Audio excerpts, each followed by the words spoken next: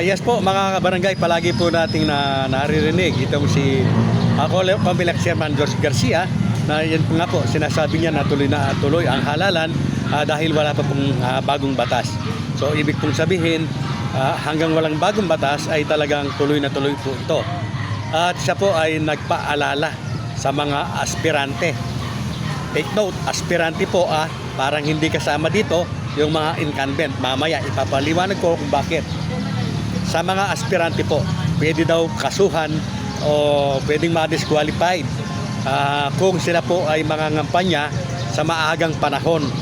Ito po yung tinatawag na premature campaigning. Napakarami po mga kabarangay ng mga aspirant ang medyo natakot dito. Yung iba po ay nanahimik na lamang at hinihintay na lamang na yun nga po magkaroon na ng filing of certificate of candidacy. And then, saka lamang sila kikilos pag sumapit na po yung legal campaign period. Sa palagay mo, makakatulong ba sa kanila ito? Mga kabarangay, hindi po. Dahil yun nga po, advantage po yung mga nakaupo. Kumbaga, parang hindi po sila saklaw o kasama doon sa sinasabi po na premature campaigning. Unang-una po, kahit ano ang gawin ng mga yan, dahil incumbent sila at nakaupo sila, ay napakahirap po na iprueba na premature campaigning o nangangampanya na sila ng mas maaga. So advantage po talaga sila. Mga kabarangay, bagamat hindi po ako abogado, ay mayroon lamang po akong ipapaliwanag. Sa aking pagkakaintindi, ay magiging sakop ka lamang o saklaw ka lamang ng batas na ito o maaari ka lamang nakasuhan ng premature campaigning. Yun pong sinasabi ng chairman ng Comelec na kapag natapos ka na o after filing of certificate of candidacy. Yes po, after filing of certificate of candidacy ay hindi ka na po pwedeng mangampanya, umikot-ikot or umakto na nangangampanya dahil premature campaigning yon.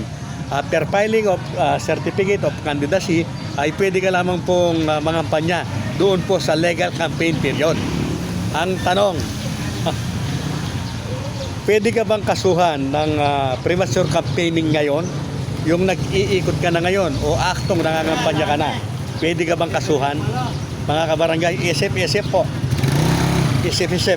So, ibig ko po sabihin, ay ito na po yung chance o pagkakataon pa ninyo para kayo po ay makapag-ikot or umaakto na nangangampanya pa.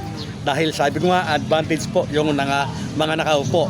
After filing po ng certificate of candidacy, matatali na yung kamay mo.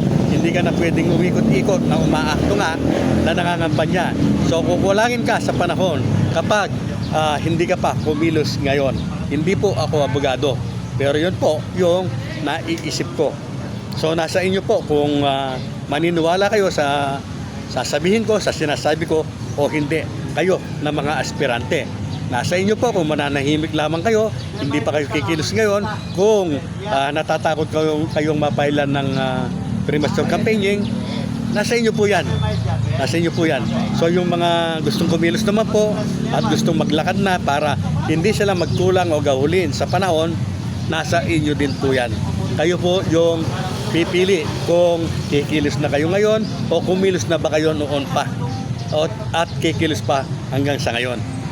Siyempre po, muli bago ang lahat, ako po ay nag-ahanyaya. Sa mga hindi pa po nakapag-subscribe sa aking channel, kayo po ay aking malugod na inaahanyaya na mag-subscribe. Pakiclick po ang notification bell at all para palagi po kayong updated sa aking mga bagong videos.